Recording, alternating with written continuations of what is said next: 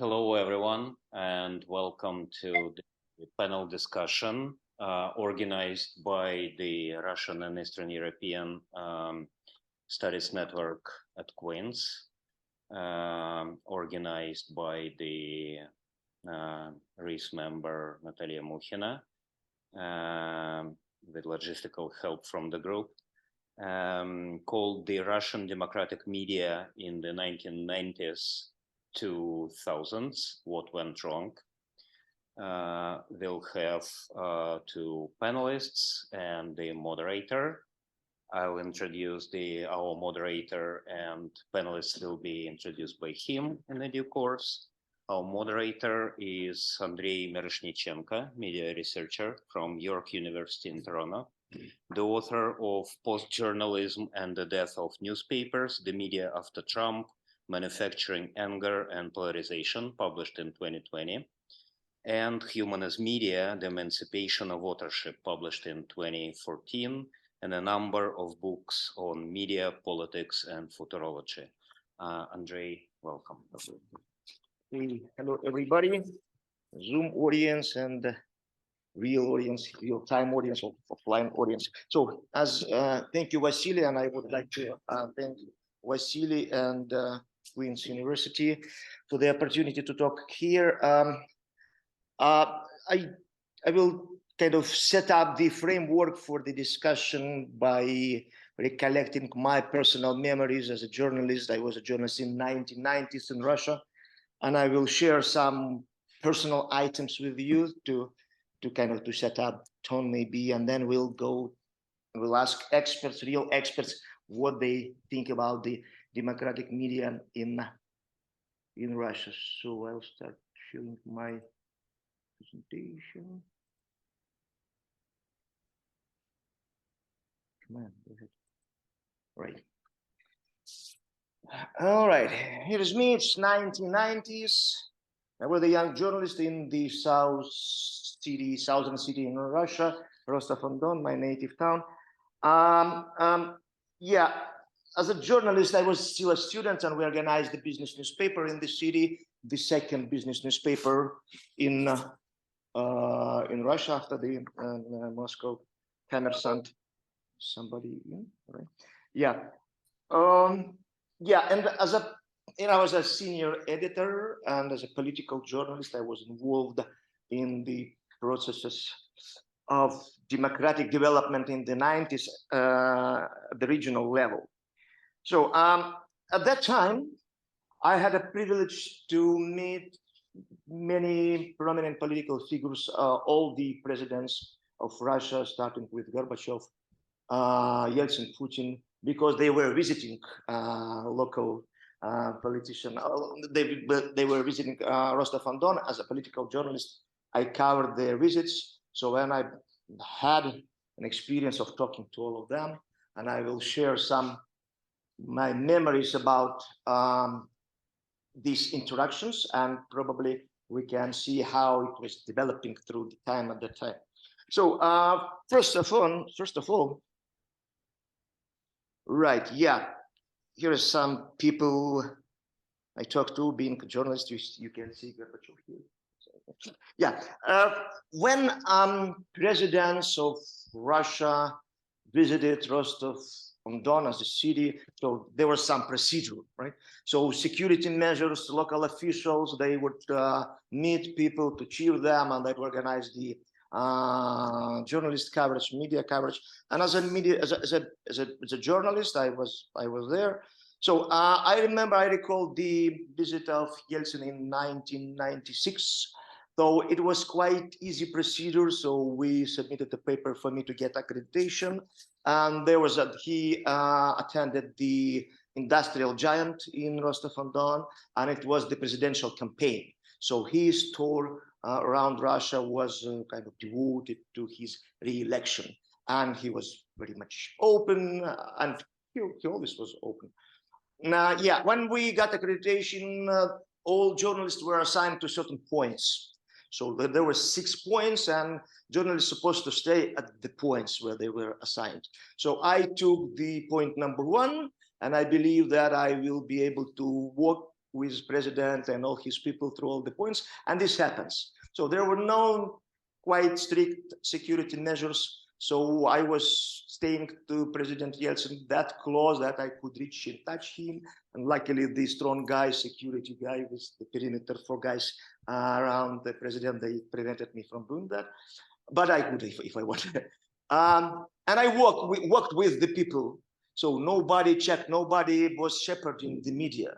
It was quite doable in terms of obtaining information, even in terms of security measures. Evening that same day, President Yeltsin was signing a paper with governor of Russian region, province, as we would say in Canada.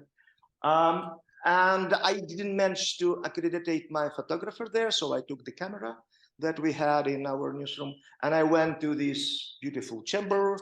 And all journalists were assigned to stay in the room, but I went to the balcony and I took this picture and I used it in my book afterwards. So I was above Yeltsin and governor, maybe 5-6 meters above them, and I went there freely. So nobody stopped me. Probably like the local official, they knew me, and the security people, they saw that locals knew me, so nobody asked me because I had a badge, I had a camera, so obviously I was doing my job. Yeah, and only was shame that my camera wasn't that fancy that like Moscow correspondents would have. So it's like click sounds right above Yeltsin, I don't know, 5 meters in the silence of signing papers. All right, so this kind of this episode can be as a sample of relations between authorities and media. There were no much restriction in obtaining information, and sometimes it was weird even in terms of security measures. I don't think it's okay for somebody covering president to get that freely on the balcony above the president without having like special access, special security access. But I did that. If we move 3 years later, November 1999, exactly, what is it, 23 years ago, 25? The Prime Minister of Russia, Vladimir Putin, was visiting Rostov-on-Don. Everybody already knew that he would be the next president of Russia, and the local officials met them respectively, and they knew that it is the next president. And there was some different setup, different attitudes toward the media. So we were waiting for Putin in this special room while he was talking to officials. We were not allowed to be there. And while we were waiting him, a press secretary of President Gromov asked who want to ask questions. So there were rules. There was 3 groups of journalists, international agencies, federal journalists, national journalists, and local media corps. I belong to the local journalists. And each group had time to ask one question. International journalists, Moscow journalists, and local journalists. And press secretary of Putin asked our local press secretary, who would be asking from local people. Our local secretary asked me if I want. I say, okay, why not? Yeah. And they asked me, what are you going to ask Putin? I said that, yeah, there was a hot topic at that time, the nuclear plant in Rostov-on-Don that was building. It was time when they were discussing to restore the construction of this plant. And I said, I would ask this question because it's a hot topic, so the people here. And they kind of recounted, oh, that's okay, yeah, ask it, go. So that I did, and that's basically it. So the difference is that journalists were kind of checked and authorized what exactly they want to talk to, what about they want to talk to the representatives of the power. So building on that progression, on that dynamics in the relations between authorities and journalists, I would suggest the next kind of dynamics of power between the authorities and the media, which can represent the idea of the freedom of the press in Russia in this democratic period, very short democratic period in history of Russia since 1985. Sorry. Gorbachev started perestroika and glasnost. You probably all know the meaning, the term glasnost, which means openness, right?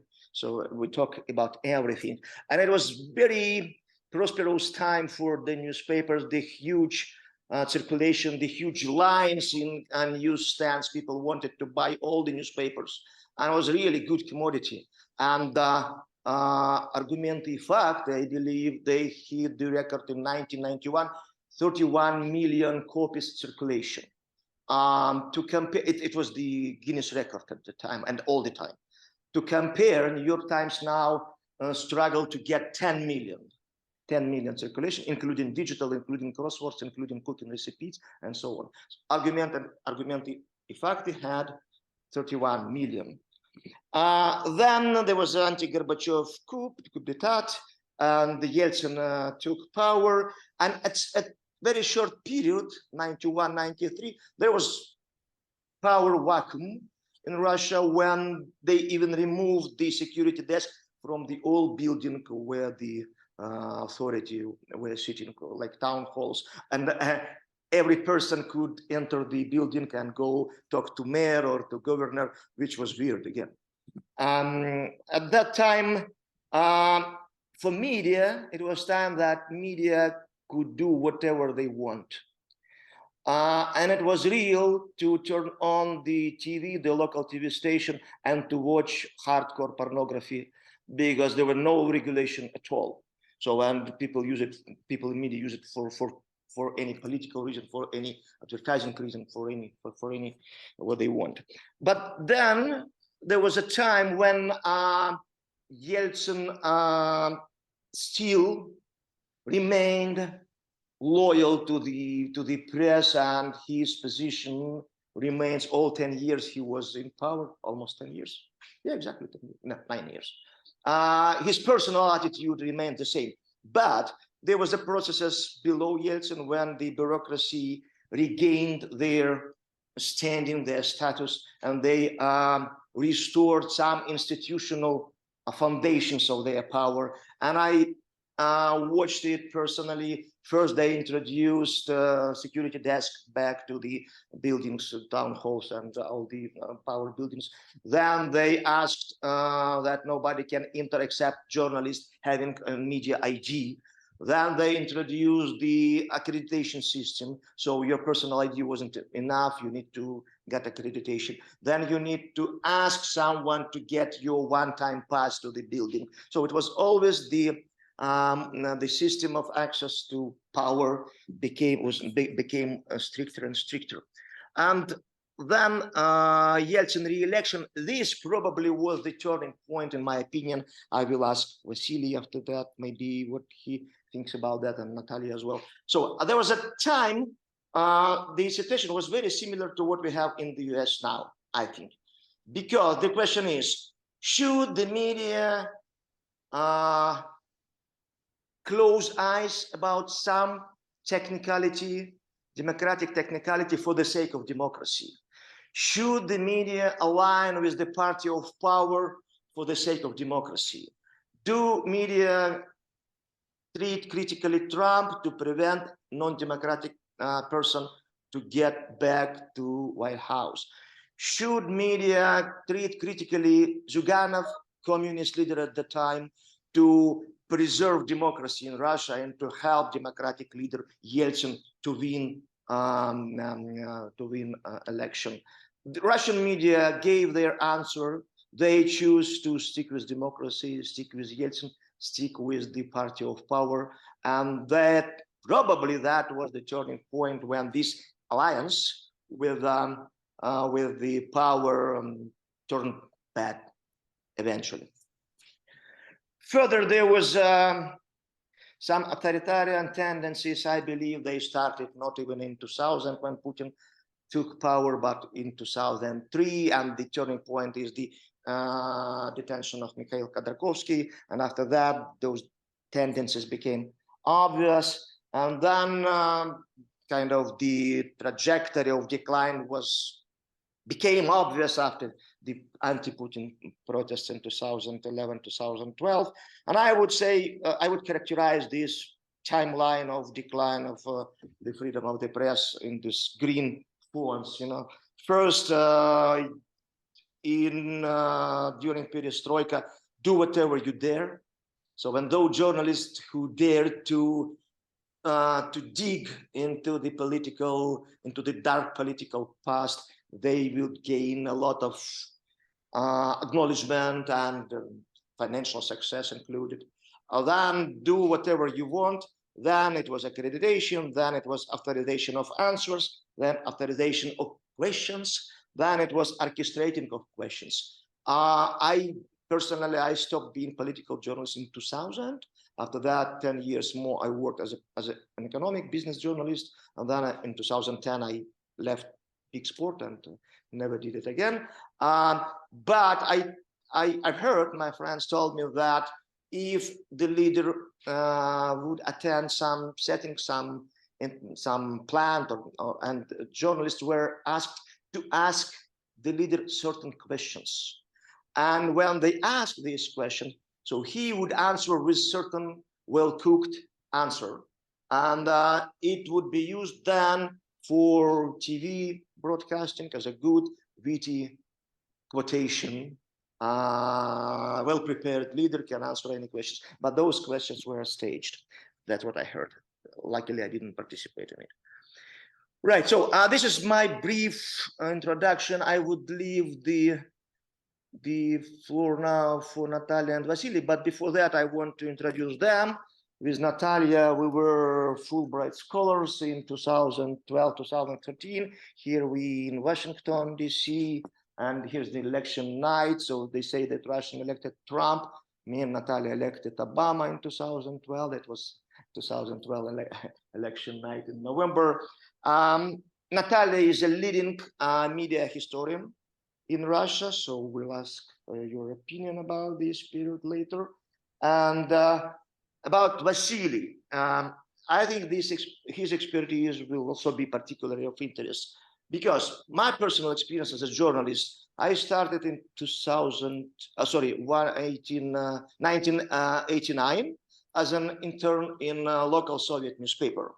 And here's my diploma and my transcript for my journalist diploma. And you can see the first line here, the history of Communist Party. The second line is Marxism-Leninism philosophy. Out of 22 academic disciplines in my transcript as a journalist, 10 had some ideological, obviously Marxist-Leninism, attribution in their titles. And all of them, Marxism-Leninism was the most useful for me, because 30 years after that, now in Canadian university, it's very of demand. So I still use those knowledge acquired in the Soviet university.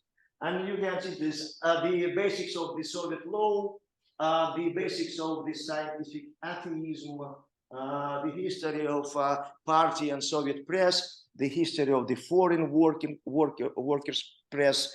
So it's quite heavily ideologically charged diploma. I believe Vasily's transcript is similar or the same, but in the 90s, unlike me, Vasily worked for the Western media in Moscow, and unlike me, he had some ideas about the freedom of the press from the beginning.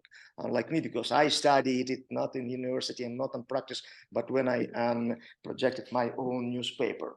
So here's the, and in 2010, I believe Vasily was the first, he was a founder of Media Lab in Russia, and he was officially the first media analyst in Russia. And here we together, this is television, some TV program.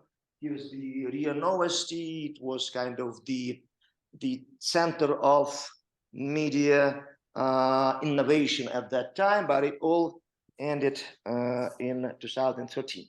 So this is everything that I would share with you regarding myself. Sorry, it took a little bit longer than I expected.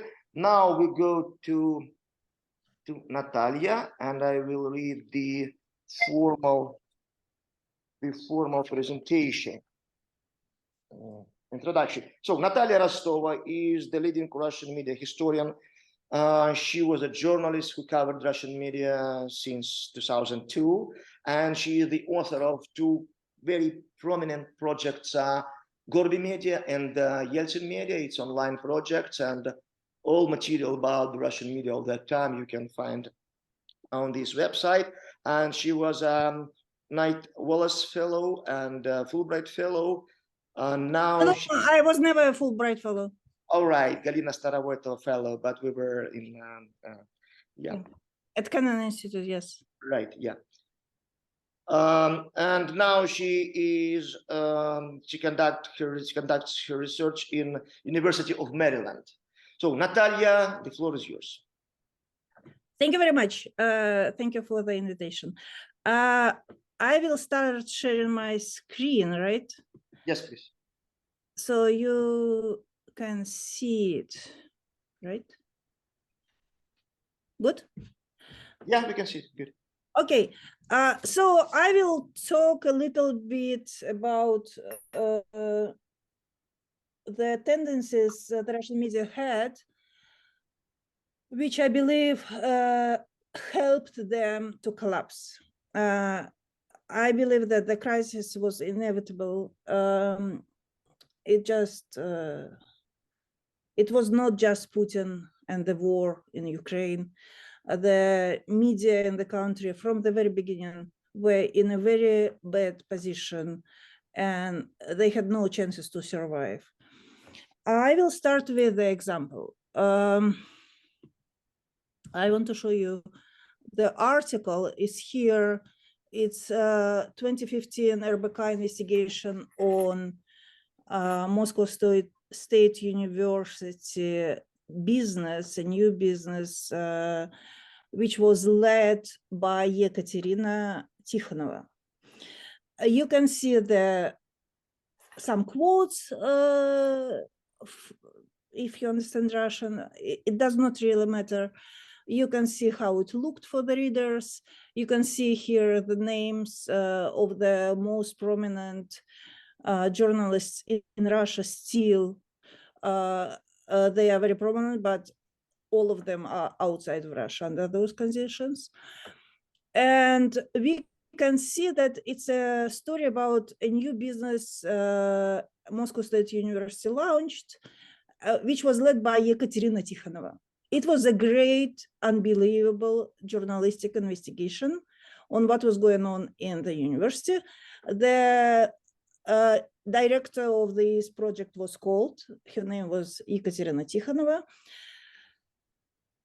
and no one knew who she was until the next day when Oleg Kashin, a prominent Russian journalist, on his own website called her that she was a Putin's daughter. So this huge investigation, which was done for several months at least, did not call Tikhonova as Putin's daughter. What happened next? It was Alexei Navalny, who is in prison now, who told that this piece of information was very important. And RBK and Kashin are good guys who covered the story.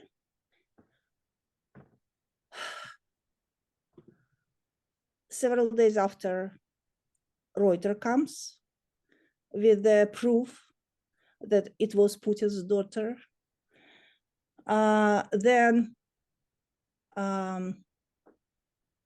Bloomberg comes with 4 sources that prove it was Putin's daughter.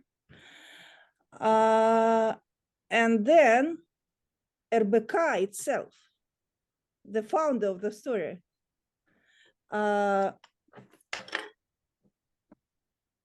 says on its website that Reuters source called MCO fund head a Putin's daughter. And then the story is exploded all over the world starts to speak about the Putin's daughter. And Eric Jansma, who was a husband of Svetlana Reiter, she's a widow now, he's dead,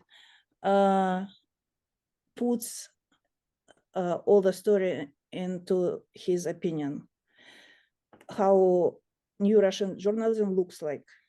It looks, walks, and quacks like a duck, but RBK leaves to Bloomberg and Reuters to call it a duck. Sad. So I wanted to suggest you to vote. What do you think? Was it covert from RBK journalists not to produce this investigation and not to call this woman a Putin's daughter or not? Mhm. Can we have just a quick survey? Yeah, so the question is, do you think that RBK was cowards when they didn't say that it was Putin's daughter? Yes. All right, who thinks they were cowards? 1, 2, 4. And online, guys, if you can raise your hands. Who thinks RBK were cowards when they didn't say that it was Putin's daughter? Nobody thinks. All right. Who thinks they were not cowards? 1, and I believe 2 did not watch. And online people? All right. So we have Nataliya for you. We have 8 persons here, and 4 considers RBK being cowards. What is your conclusion? I would expect so. I would expect that the Western audience would vote that RBK were cowards. And I have the answer, at least my answer. If they are cowards, why no one else before them, including Reuters and Bloomberg and the New York Times and CNN and whoever else, never investigated this case?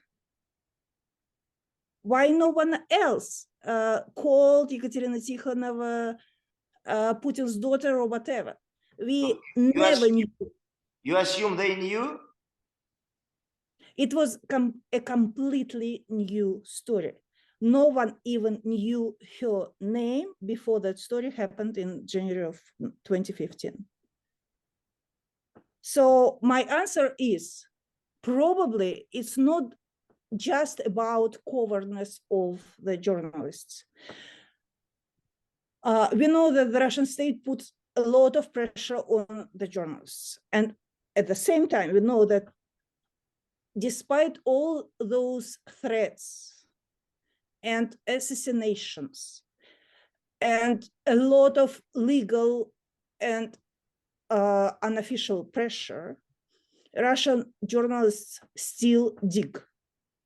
And they do so that the Western audience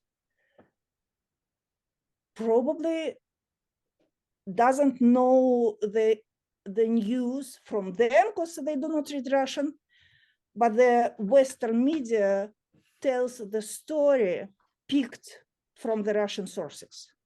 So I would say that Russian journalism is known as being under huge pressure.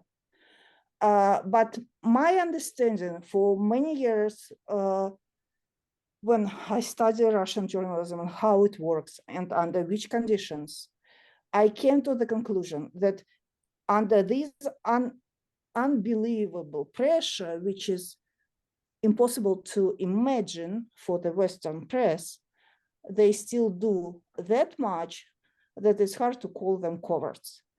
So why the RBK couldn't call Putin's daughter?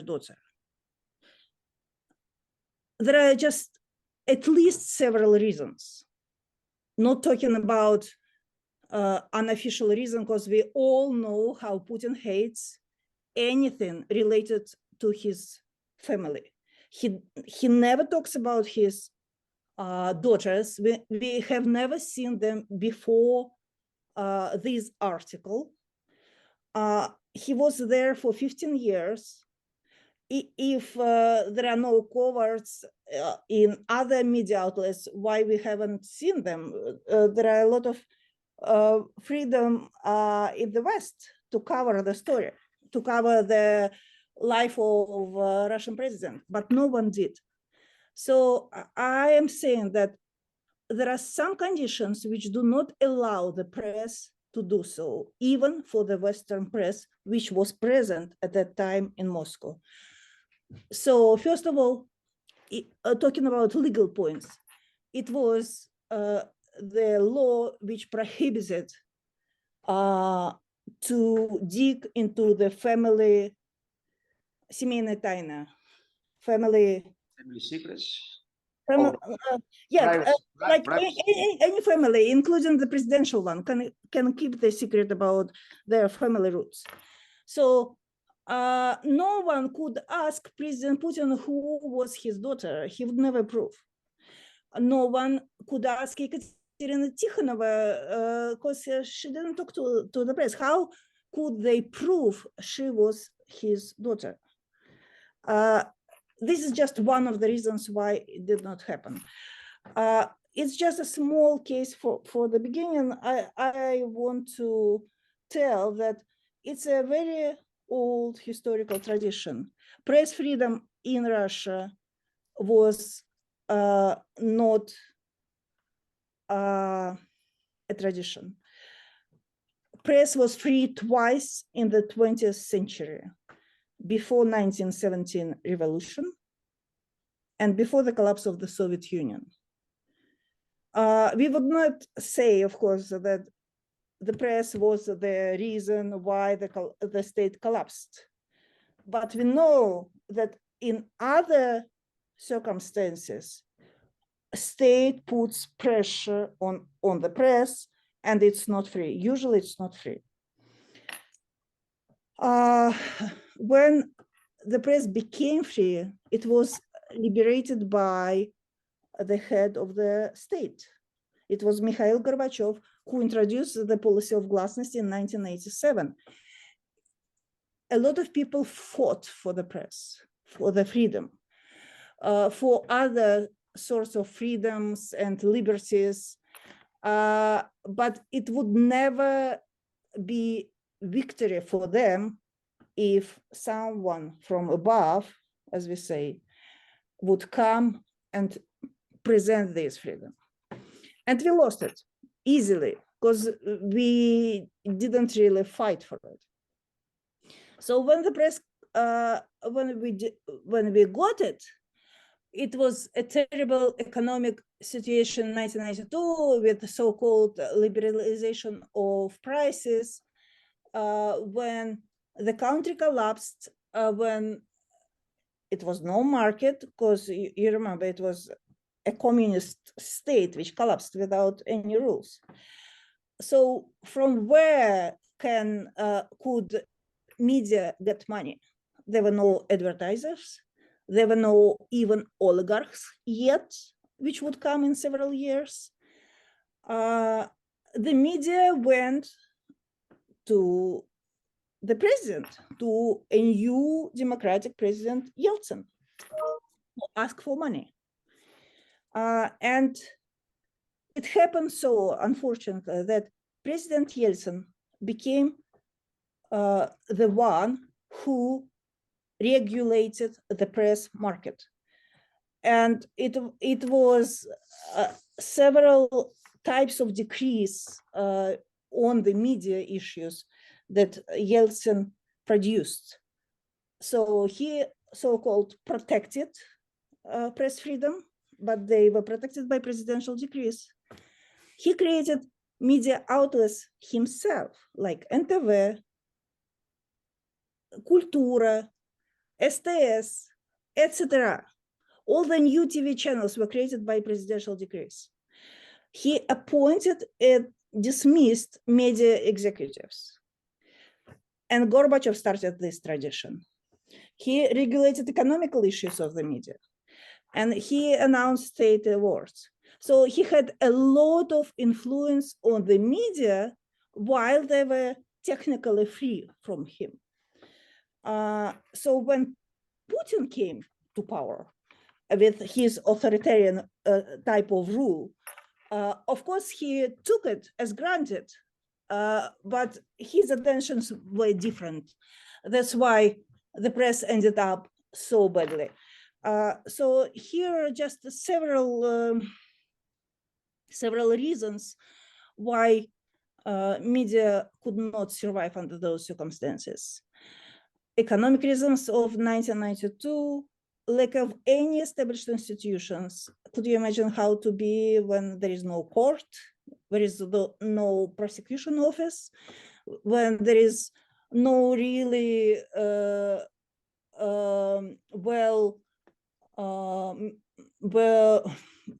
tradition of independent parliament, though Yeltsin had many issues with the parliament. And audience lost its demand to free media because it was surviving themselves. The collapse of the, Andrey, you told about Argumenty Fakty, which were actually 33 million copies published. But when people lost all their money in 1992 liberalization and had no money for food, of course, all those subscriptions were not there anymore. Usually, a Soviet family could allow itself to have 4, 5, 6 subscriptions. I was not a rich girl in Cheboksary province in Chuvash Republic. The capital of the republic is Cheboksary, where I was born and grew up until I was 16 when I moved to the Moscow State University to study. But I had myself 5, 6, or 7 subscriptions as a kid, in addition to my mother's subscriptions for adults. So all of this collapsed, and press, of course, lost all those subscribers. There were no advertisement market, and also there were no ethical rules. In the Soviet Union, it was clear that press is a part of the Communist Party ideology. They have to serve it. But what to do now? How we should behave? What are the conditions? What are the rules? Vasily would know better. He knew he could learn it from his Western colleagues. But the Russians had to create those rules from scratch. And you can read a wonderful book by Nataliya Rudakova on ethical issues of the time. Another sample. Here, Andrey Miroshnichenko asked me to show at least some pictures, and I found one. Here I am. Here you can see Mikhail Lesin, press minister, from 1999 to 2004, and it's one of his press conferences in the Ministry of the Press, who became known as a very harsh authority in compliance with Putin to put pressure on the press. So I would say he was an architect of new Putin system. So it's one of such press conferences, and just our faces talk for themselves, because it's clear that I'm asking him something very, very negative, what he doesn't like. So he's turning from me away, and then he moves out from the screen, like saying to my colleagues, like, thank you, that's it. I'm going out. I don't remember what it was, but it's funny to see one of those scenes now. What is not funny, he was probably murdered in 2015 in Washington, D.C., in the DuPont Circle Hotel. The circumstances are still very unclear and very suspicious. But I ended up as a person who has almost completed the thesis. I'm writing a master's thesis, and my defense is scheduled on December 13 in the University of Maryland. And my thesis theme is Mikhail Lesin's role on the shaping of the Russian media market. Why I am so much passionate about him? Because he's one of those examples.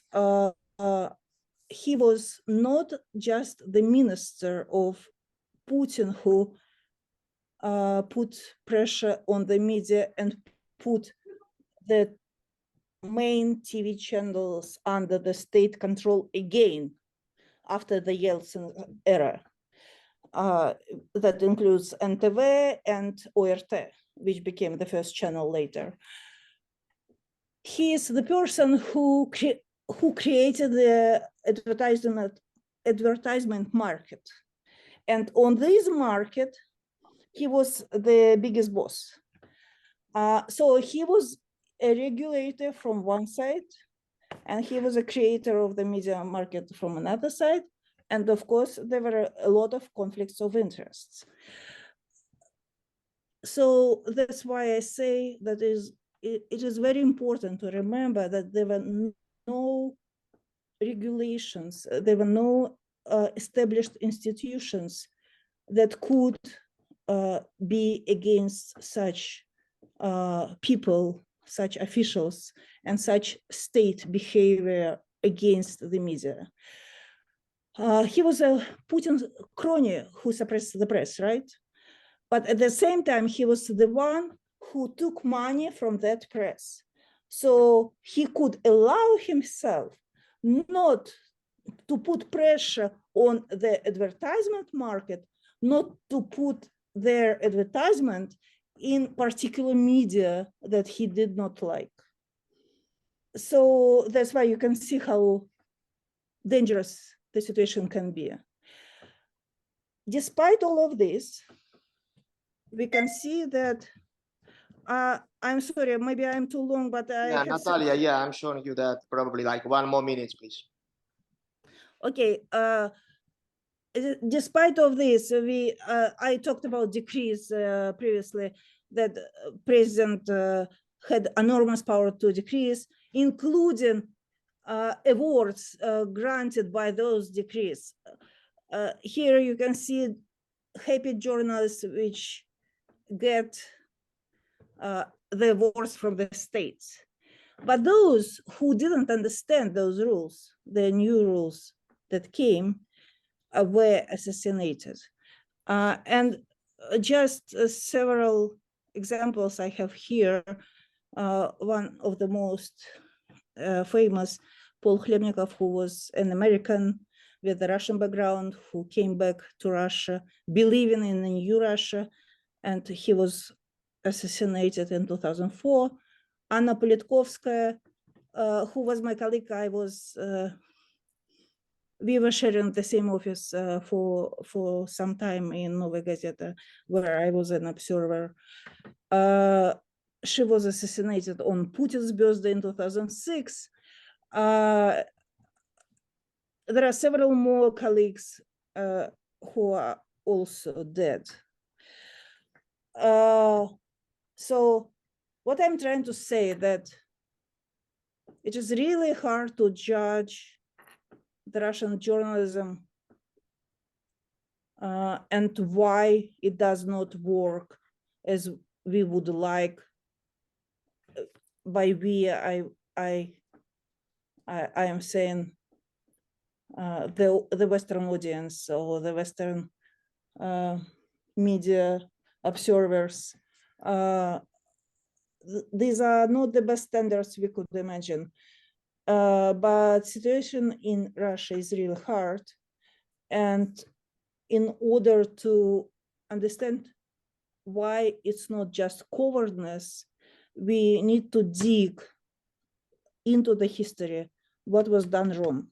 So I tried to tell about several main tendencies that I believe are crucial for this understanding. Thank you. Thank you, Nataliya. Thank you. Thank you for sharing your opinion. And now we're moving to Vasily. So I briefly introduce him again. Vasily Gatov is a visiting fellow in USC, I believe University, South California, Annenberg Center of Communication. So I believe it's leading journalist, one of the leading journalist schools in the US. Vasily, Russian media researcher and author based in Boston. He's now there. And he has like over 30 years professional experience in Russian and international media. As I said before, Vasily was the founder of the Russian Media Lab, the first innovative media institution in Russia. And for a long time, actually, he was a board member of ONE IFRA, which is the World Association of Newspapers and News Publishers, the main association of publishers in the world. Vasily covered the history of Chernobyl in 1996, failed coup d'etat in 1991, Boris Yeltsin presidency, Chechen War 1994, 1997, and other events in Russian history. He worked for leading Russian and foreign media in Moscow. So Vasily, the floor is yours. Go ahead. Thank you very much. I will share my screen and before I will go into my presentation, I probably have to say a little bit about myself. I became a newspaper journalist in 1985, kind of 2 weeks after I came back from my conscription army service in Soviet Union, and I spent, well, let's put it that way, 35 years in Russian mass media. I mean, I'm still kind of close to that, but I can't claim I'm an active journalist, editorial journalist for probably the last 15 years. I'm more a manager and researcher. Andrey correctly tells that I covered Chernobyl, a nuclear accident, almost all wars that had happened on former USSR territory, not only Chechnya, but also Abkhazia, Moldova, Karabakh, wars in Yugoslavia. So I've seen it pretty much. But many things that I will tell in my presentation will somehow repeat what Andrey had already said and Nataliya. But I want to start just let's say a few years before the Russian press became liberated by Gorbachev's glasnost. What you see in the upper right corner of the screen is a censorship stamp. It says the censorship allows this postal card for sort of multiplication, for printing. Every single piece of paper that was supposed to be multiplied in Russia had to be in Soviet Union before 1989, had to have this stamp. It was a huge party-led, party-organized quasi-government institution called Glaflit, but that was like a abbreviation of very long original name, that is the State Committee for Protection of the State Secrets in Press. And not only it had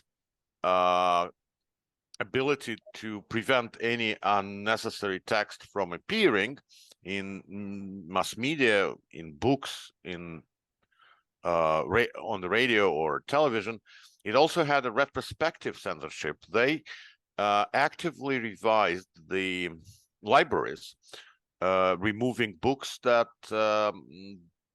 that they considered undesirable, or when, for example, the Jewish immigration started in mid-70s from Russia, as people from all crafts and trades were emigrating to Israel and the United States, including writers, and so their books were removed from libraries, their names were removed from movie titles, and so on. So that that was a policy that persisted in Soviet Union for more than 60 years. And in general, Soviet journalists before Gorbachev's perestroika and glasnost were barely aware about the ideas and values of the freedom of the press, because they considered censorship an inevitable complication of whatever they do. There was a short period in late 50s and early 60s when Khrushchev had opened some doors for journalism and documental literature that sort of revealed the evils of Stalin regime and, well, problems of the Soviet life at this time. But the period was short. The period generated a lot of hopes and was abruptly ended when Leonid Brezhnev came to power in October 1964. Some of the Thaw, is the spirit called Thaw, some of the Thaw institutions survived longer than probably almost a decade, but in 1973, party ideologists just purged the last few remaining relatively free media institutions. So by the time when glasnost and perestroika started, well, people were almost unaware about freedom of expression, freedom of the press. Only dissidents and American and some European broadcasters that tried to breach the Iron Curtain with Radio Liberty and Deutsche Welle and Voice of America were trying to bring some free voices into Russian Soviet political discourse. Then Gorbachev came, and here I agree with Nataliya. Almost within 2 years, probably 3 years, between 1985 and 1988, the freedom of the press felt on the heads of Soviet readers, viewers, listeners, as a waterfall, as something that shocked them with amount and of information, an openness, a change in the state communication model that stopped Soviet practice of being very kind of strict and unfriendly and dictating to more dialogue, more openness and kind of criticism, self-criticism, and that changed everything. It was amazing. Every day in this 2-3 years, you opened the newspaper or the magazine, or you switched on TV, and you learned about something new. Something was opening. The past was past of Soviet Union was discovered. Not only repressions, not only writers or other people who've been crossed out by Stalin's repressions, or post-war purges, or immigration as well. So that was an amazing moment of openness, freedom, enthusiasm, and feeling that we can change the country. We, the people in the newspapers, the journalists. As a result, kind of Soviet audiences really liked this change. And for example, in 1989, when first relatively free elections were held in Soviet Union, almost 100 journalists were elected in delegates for the Russian parliament. But what did not change, and what really kind of created the problem, and Nataliya also spoke about that, was that economic model of the Soviet media didn't go away. It was still very much based on kind of party distribution, state funding, and state privileges. And when in harsh winter of 1991-1992, many of the newspapers that proclaimed their independence from the party, from the Komsomol, and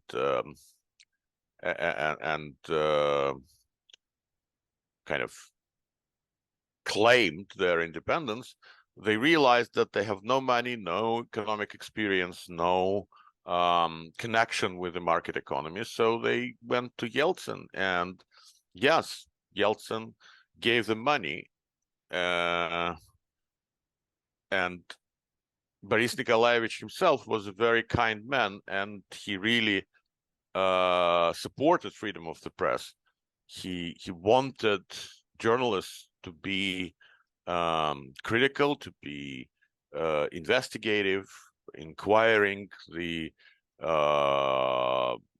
ideas of power, but journalists really wanted money, and not only they kind of started to receive state subsidies, which are a poison, an absolute poison for press independence, it also became corrupt, not only by these state subsidies, but by politicians, businesses, and so on, who decided that they need some very specific services like Piola, like unaccounted advertising, well, blackmailing through media, other politicians and businessmen. So by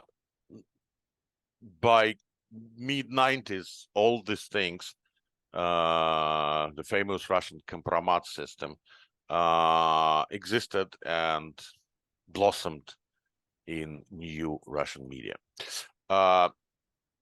So from a point of view of media analysis, of course, Yeltsin's reign was probably the best overall period for the Russian mass media. They had support from the government, not constant, but they had preferences with VAT. They've been supported with untaxable sales. The government gave a lot of real estate to newspapers to sort of help them save on rent and so on. But most importantly, in 1996, when Yeltsin re-election campaign decided to rally the press in support of Yeltsin, and gathered a large unaccounted cash to do so. A lot of newspapers, a lot of best journalists, a lot of news shows on television, and a lot of radio personalities, they came and started to help. Some of them did it without pay, but a lot of people received a significant amount of payment from Yeltsin, which was definitely in violation of Russian election law. Also, just after 1996 elections, the government had a plan of privatization of the most lucrative part of the Soviet economy, like communication companies, oil companies, gas transport system, etc. And it was a clash of titans, of oligarchs, which launched what we usually call that in Russian the Compromat Wars. And this pitiful period really kind of played an important role in forming Kremlin's opinion about media, that media is corrupt, that media could be easily bought and sold, journalists are corrupt, and so on. There is a ongoing discussion when we could have seen first signs of returning censorship and state control over media. My personal choice here would be 1995 or early 1996, during the Chechen War, when journalists from state-owned television channels and publications were banned from covering this war from the Chechen side. It was pretty kind of open situation before that. Journalists traveled across the front line with ease, and by covering war both from the trenches of Russian army and Chechen resistance, they created kind of a more complex and vivid picture of what was happening. In 1996, the government prohibited journalists of state organizations to do so, and immediately started to control them further. I mean,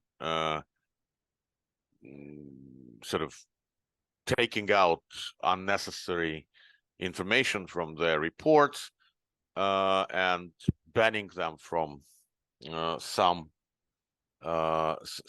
issues.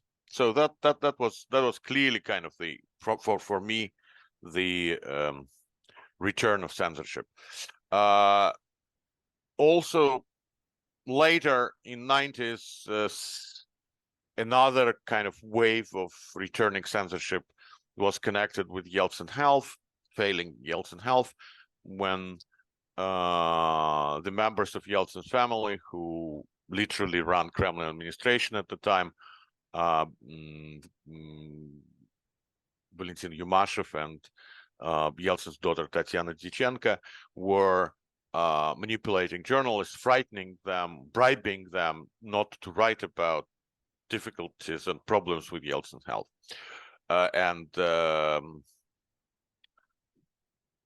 But before Putin's emergence in 1999-2000, that were kind of a sporadical fractured events that could have been kind of the diseases of growth, as we say, but in fact they weren't.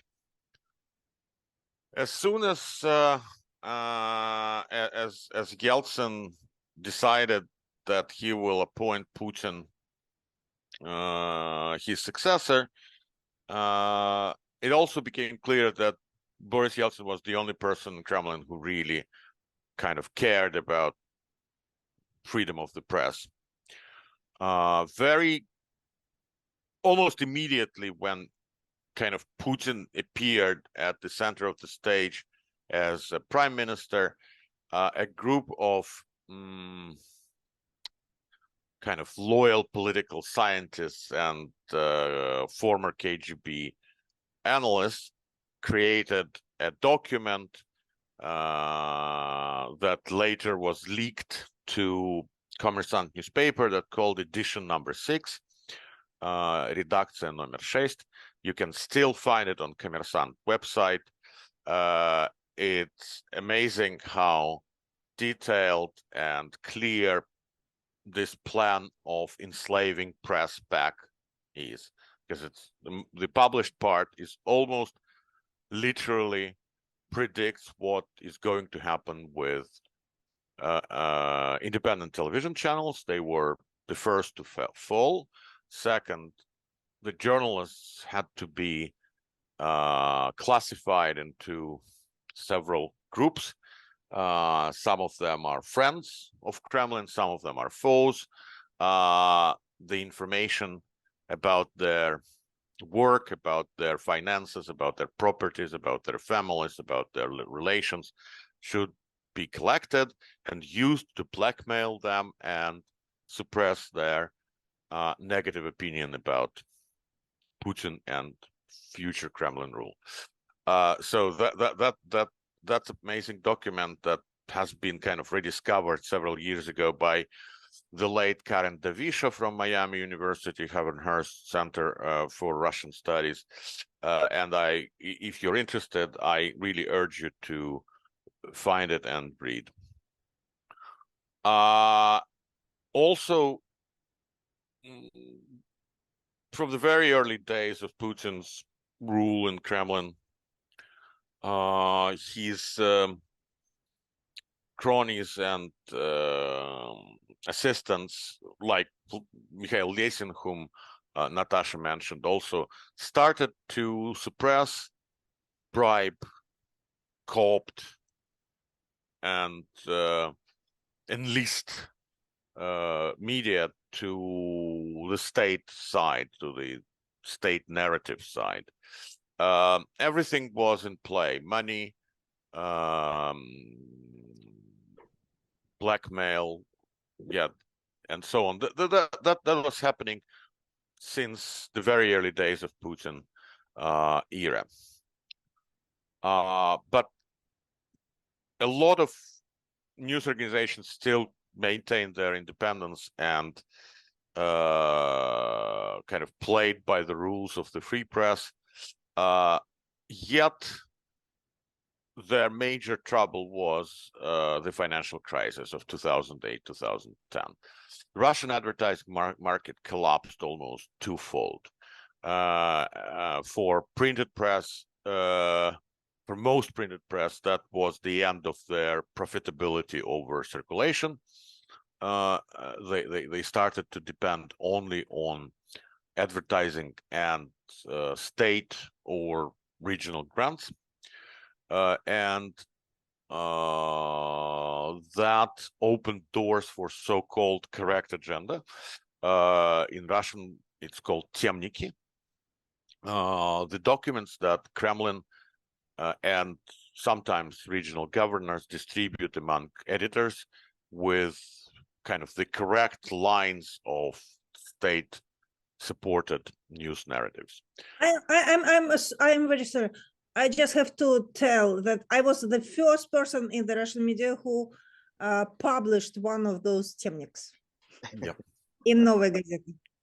Yeah, and in 2012, Kremlin decided to kind of purge out foreigners from Russian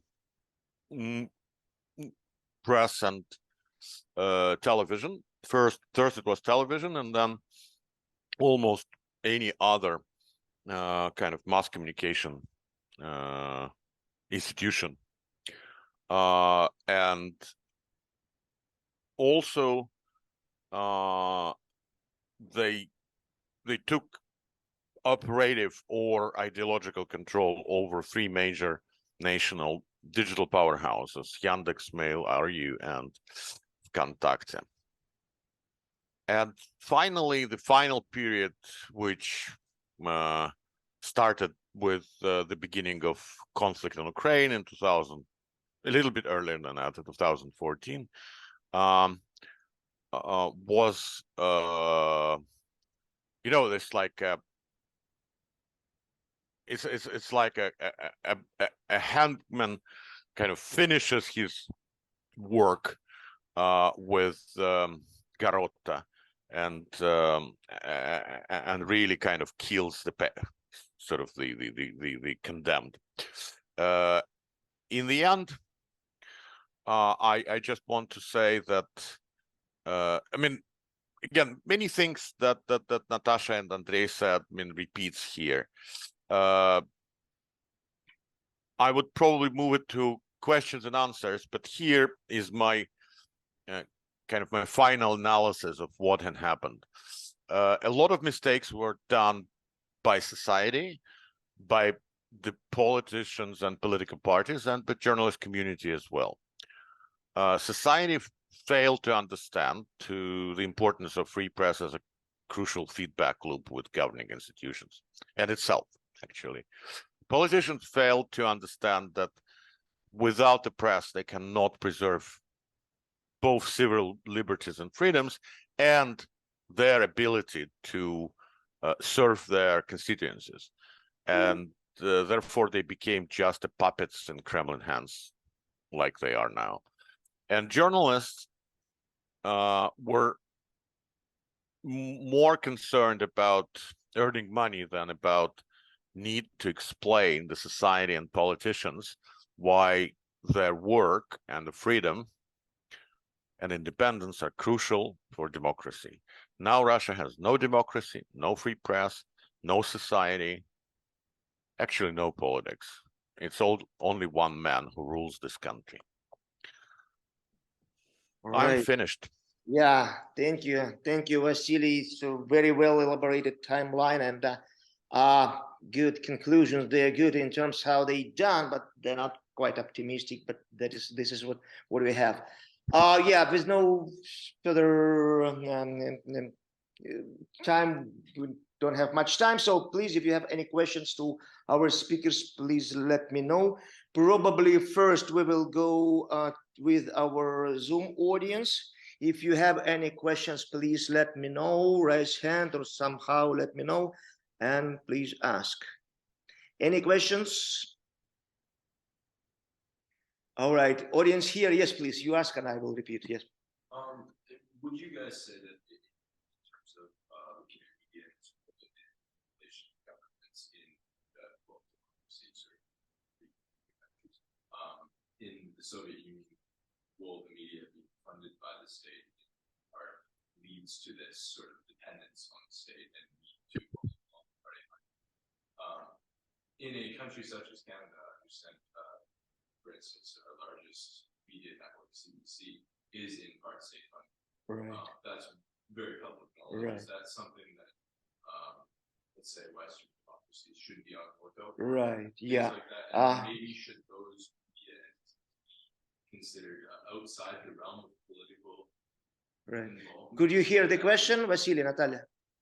No. No. So the question is the state funding or the public funding of the media, did it somehow affect the change in the Russian media in this period? Because the question is because in Canada, the main TV station is funded by public. approximately same model as BBC. So when shall we be cautious about that, about public funding or state funding? Could it be like one of the reasons of these changes in the media? What do you think? Is it correct approximately? Yeah, that's good. And the only thing I'd add on to there is perhaps would it be a good idea when we're looking at government's involvement in media to avoid the ones they are funding being involved in politics. All right. So just on. So do we Okay, need... okay, I will take initiative here. Uh-huh. It is a very different thing, the public interest media, yeah, the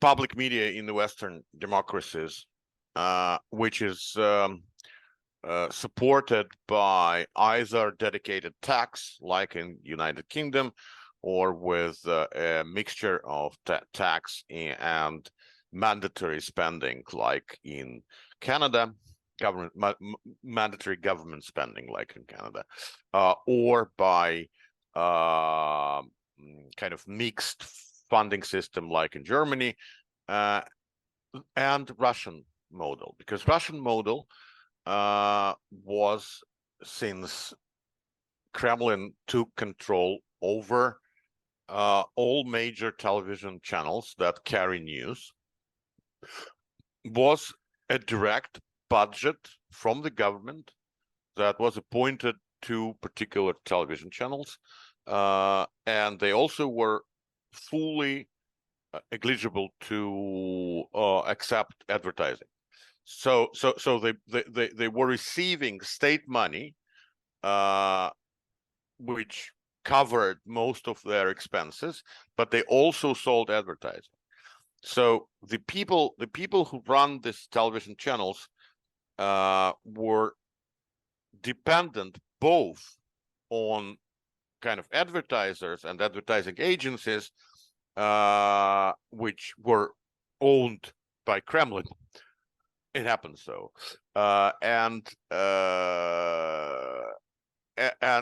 Ministry of Finance that was either providing them with the support costs or not.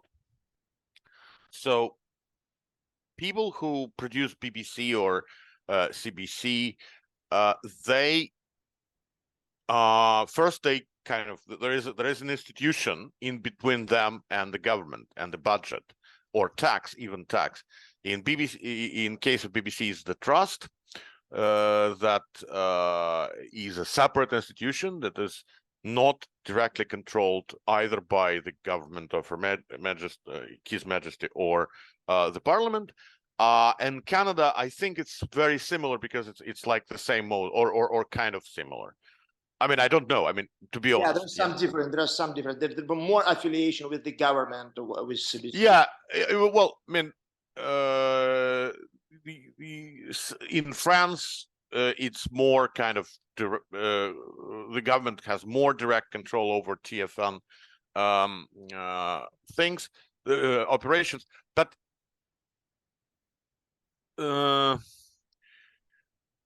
because your politicians are elected by with a normal democratic procedure and undergo election check every 4 years, and need to understand that there could be repercussions if they try to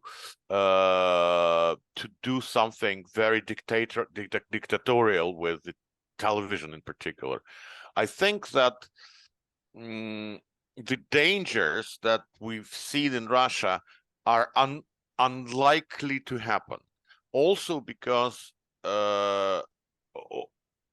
also the thing is that, like, the general manager and producer of Channel 1 Russia is Putin's personal friend.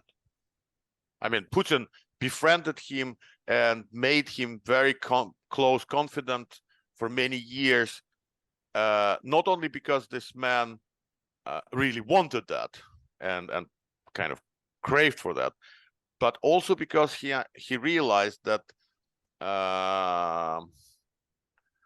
ambitious and sort of self-aggrandizing people, I mean, they they want to be close to power.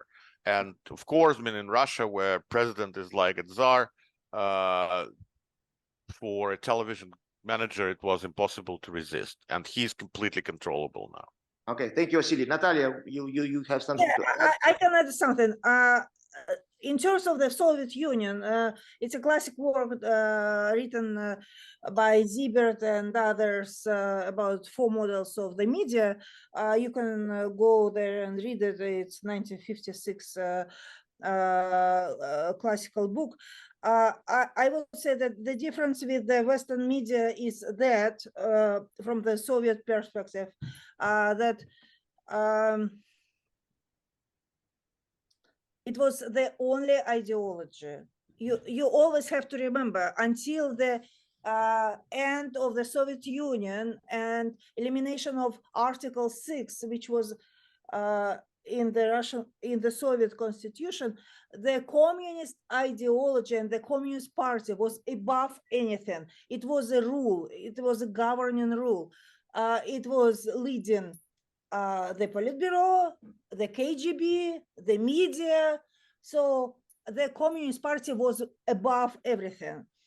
So it was the only ideology, and that is completely different from the public media. What I found funny here while studying in the US, that my colleagues, PhD students here in the University of Maryland from different countries have no clue what's the difference about state media and public media model. Right. Yeah. But in addition to what Vasily told, the Russian situation is more dangerous, not just because Konstantin Ernst, the leader of the first channel, had advertisement money in addition to budget money. He also has black market money when he personally can put someone in the blacklist, so this person would never appear, or can put someone on air to be paid him personally. So there are no laws, there are no rules, there are no regulation in many terms, which are impossible to imagine in established democracies. Right. Thank you, Natalia. So my quick 5 And cents. I'm sorry, and I believe that Ernst, personally, it's my belief. It was never proved. I believe that Putin, that Ernst personally gave cash money to Putin. Okay. My opinion, your question is relevant for Canada, less relevant for Russia, believe less relevant for Great Britain.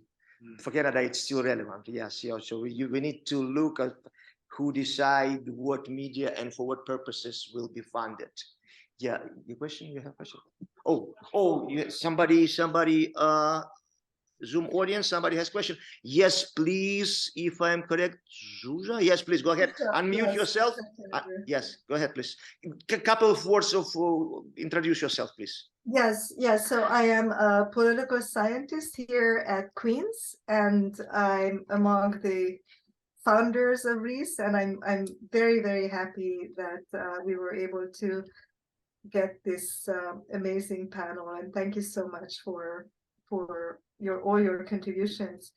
I apologize for not being there. I'm not feeling I might be coughing and sneezing, but I'm really benefiting from these presentations. And my own research is not so much on Russia, but on Russian-speaking minorities in the Baltic states and other Hungarian and Polish minorities in Central and Eastern Europe.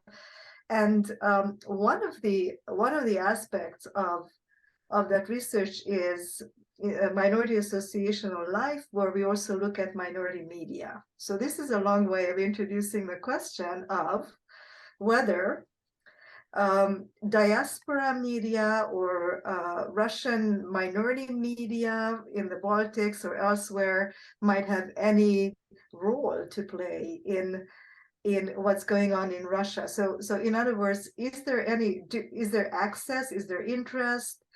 There has been historical precedents of diaspora literature and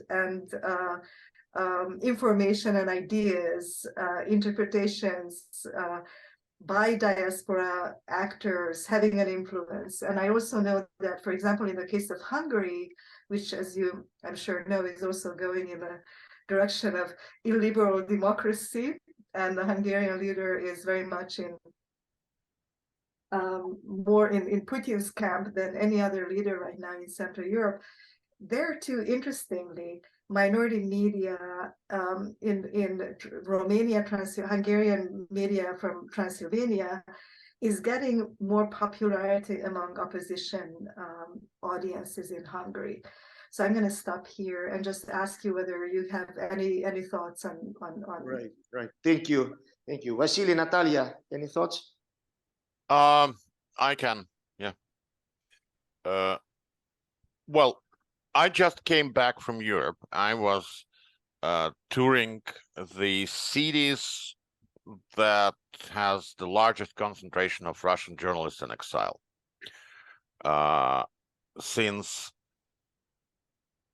middle of 2021, when the government started to use foreign agent designation as literally kind of the punishment for journalists, a lot of people who worked for free press, even full editorial organizations, left. Most of them after the war started because they didn't want to work under conditions of military censorship and well, being frightened with persecution for fakes about Soviet Russian army. And the small reminder left Russia in the fall because they didn't want to be victims of so-called mobilization. This is not minority media, it's a media in exile. Russian language media in Baltics or in Berlin, mostly, because I mean, of course there are other kind of, but Berlin is the kind of the center of Russian language media in Germany. So Russian domestic media organizations who are in exile and work in different European and Baltic capitals, it's one thing. Spectre Press or Delphi is completely different. Yeah, I mean, neither Spectre nor Delphi will have any effect in Russia. They just don't exist for Russian audience. If we speak about media in exile, I can tell you, for example, Dost, TV Rain had almost re-established the scale of their audiences before they stopped in February in Russia, even with a very limited amount of content they put on air now on YouTube. Same for Medusa, same for Novaya Gazeta. I mean, their native audiences in Russia found them in exile, and they are listening, reading, watching. Whether it plays significant role in Russian political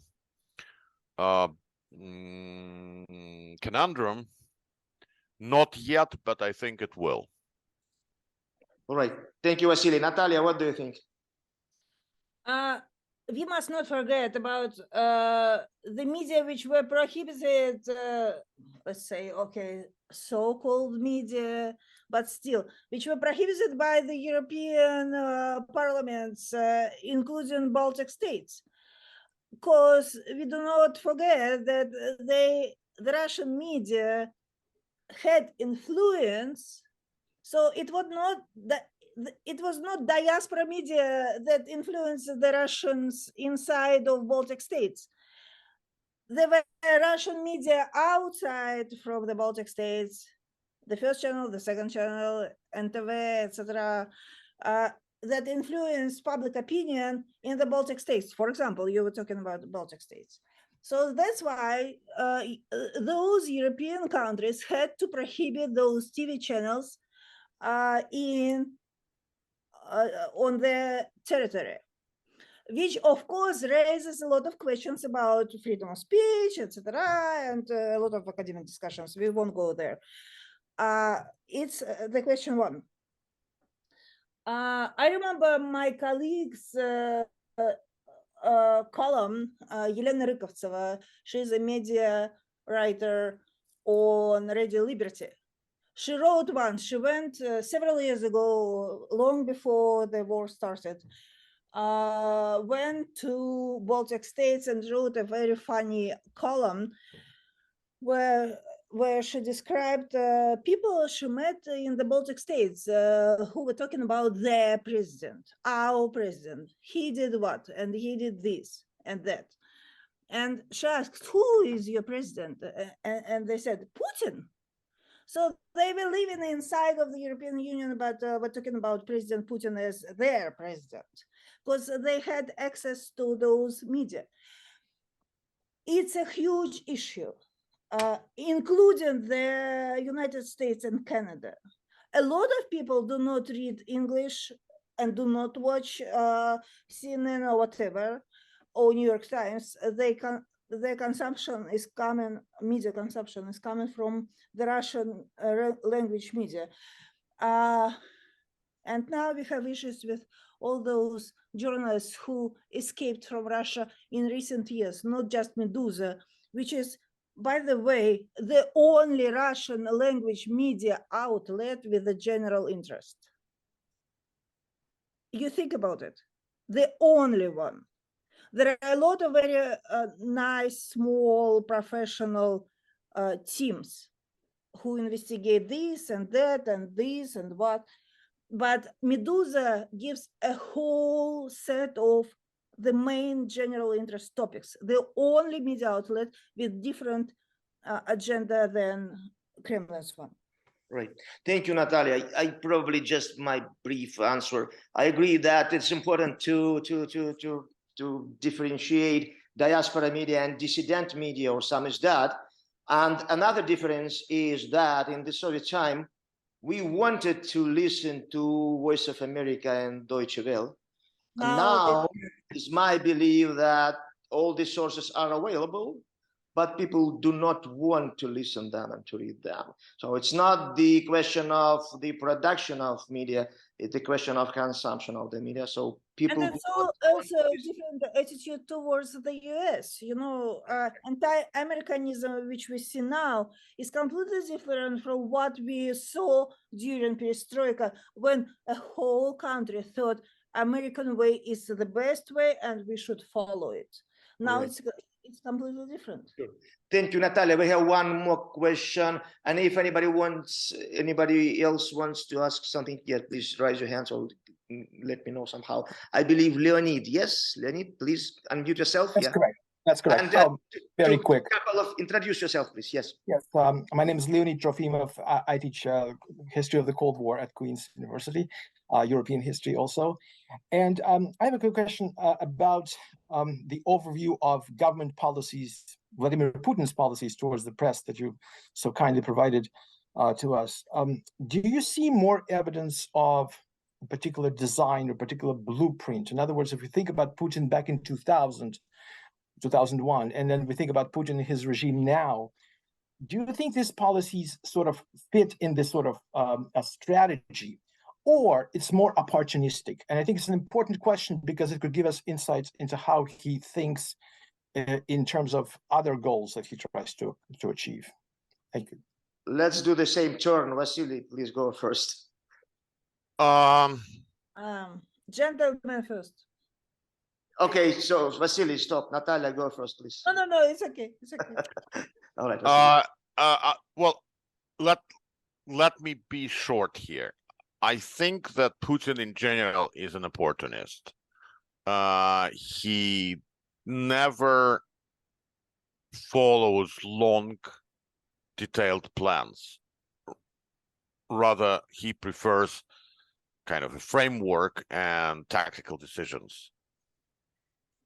In case of kind of policies towards mass media, restrictive, limiting, and punitive, I think that's a little bit more than a plan. It's a passion. I mean, he really hates us, journalists. Really, really hates us. Everything he can do. And the other thing is that he, until very recently, was very legalistic. So he wanted everything to be kind of with law, with regulation. So they were yeah, man, I have a very kind of fine example. There is an Article 4 in Russian media law, which initially was describing kind of the limitations of freedom of speech and impeccability of violation of other rights. I mean, using freedom of speech. And when the law was adopted in 1991, this article had 40 words. 40 words. Now, everything what Russia prohibits is written into this article, like gay propaganda. Russia prohibits telling the ways of suicide. I mean, if there is a suicide, I mean, Russian journalists cannot write that the person hanged him up or killed with a weapon. You cannot disclose a lot of other things. Now you cannot call the war in Ukraine anything than special military operation and so on. It's all in this article. Last time I checked, the article expanded from 40 words to about 12,000. Nice, nice. Yeah, Nataliya, Nataliya, your opinion. Yes, I agree with everything Vasily told, just in different words. Yes, maybe he's not that proactive in terms of the plan or strategy, but he did everything step by step what Gorbachev did before him to open up the plan. I think you mean he undid. He undid. But I mean, he did everything Gorbachev did before him to eliminate what Gorbachev did. Gorbachev and Yeltsin allowed the Radio Free Liberty to come to Russia, and even for Radio Liberty, it was a surprise. They would never believe it would happen that soon. Just it's another story, but you can dig it. And Putin almost started with the Radio Liberty prohibition. By 2006, when I was working in Novaya Gazeta, there were already no radio stations in Russia working with Radio Liberty officially in the regions. And then it was banned and all that stuff. By 2012, it was internet that was that was the start of putting the internet under the control. In 2014, it was the new law, which started from January of 2016 to eliminate foreign investors in the Russian media. That's how Vedomosti and Forbes lost their independence. And as I always say, I personally started as a media correspondent in 2002 after what happened with NTV and Gazeta Сегодня, where I was the staff writer. That's why I have that much passion about this story. I started in 2002 writing about national TV channels Putin under the Kremlin's control. And now we see bloggers put into prison for reposting something. So it was a huge movement. It was done like, it was like a train coming, you know, you cannot stop it. And it comes for further and further and further victims. So it was anti-channel, which we couldn't protect in 2001. And now we see bloggers, dozens, hundreds of bloggers who put, or people who come with white sheets on the Red Square, not having nothing, but they are sent to prison. Right. Thank you. If we don't have any more questions, yeah, my answer, I support the idea that Putin totally opportunist, because Putin of 2000 and Putin of 2020 are completely different persons, because opportunities were different. But probably his special talent is changing those opportunities and pushing these opportunities. This is something that probably political scientists need to look at. One okay. more that Sure. Yeah. I want to подчеркнуть, to Underline. underline that Putin has reasons to hate the press. When he was a FSB chief, he could easily see how the media could be corrupted. And he saw how Gusinsky behaved under the so-called 3 years of free press. And he, as a very cynical person, he would never buy it. And he had reasons to. I'm the last person to advocate for Putin. I hope he will be in prison one day. But it's also true. The media, the so-called Russian liberal and free media, were just a bunch of crooks themselves, unfortunately. Right. And to provide maybe, or to try to provide some closure, maybe more optimistic, just quick question for several words answer. Will Russia ever have a democratic media? No. Well, I mean, the hope dies last. So I would say possibly not in my life, but generally, why not? So that's my answer. Right. Yeah. It is the most. I have a question to you, Vasily. How many generations of Russians thought so? If not me, but my children, or at least grandchildren, will be happy under those blah blah blah. Yeah, actually, I like these ideas. That's probably the most optimistic answer that we can squeeze out ourselves. Why not? Indeed, why not? All right. Thank you, everybody. Thank you for the participation. So it will definitely be a thaw, of course. A thaw is inevitable, but it doesn't mean that it will be democratic as we understood it by the Western standards. Thank you, Nataliya. Thank you, Vasily. Thank you, all participants, and have a good day. Bye bye. Bye bye. So thank you very much. Thank you for having us.